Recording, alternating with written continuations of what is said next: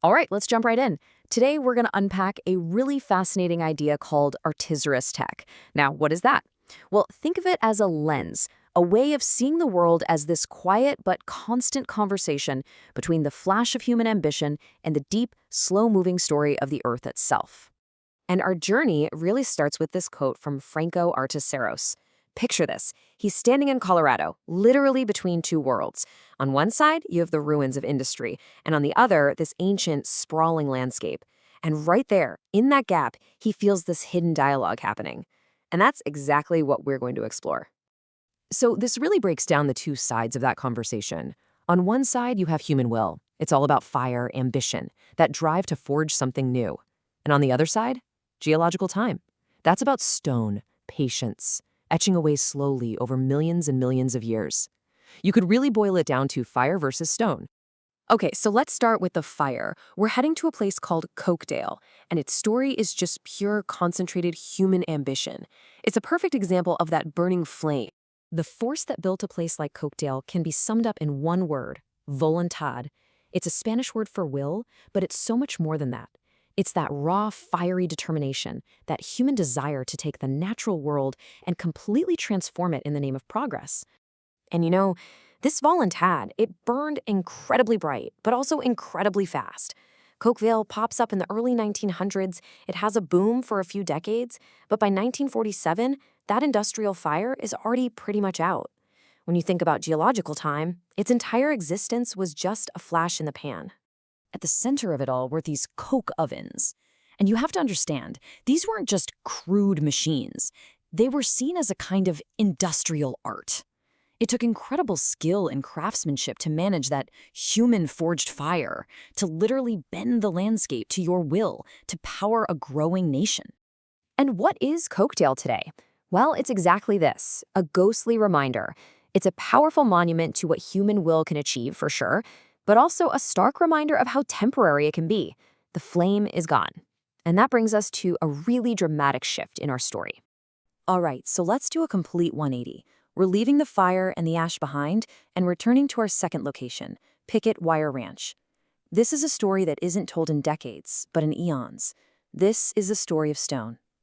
So if Cokedale was driven by voluntad, Picket Wire is the absolute embodiment of geologia.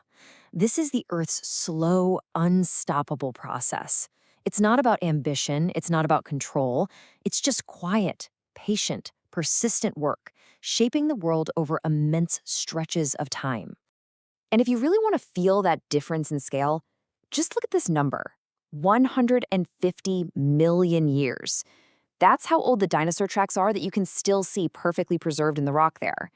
Now compare that to Cokedale's 50-year flicker of existence.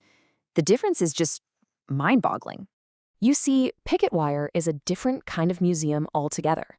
The art here isn't something humans created. It's the opposite. The art is in studying and understanding the patterns that the Earth itself has etched into the stone. It's about learning to read a story that was written long, long before we ever showed up. And that's the whole point, right?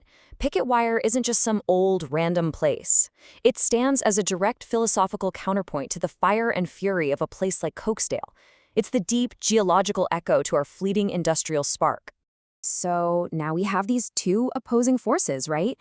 The fiery, short-lived ambition of humanity and the slow, patient, ancient power of the planet.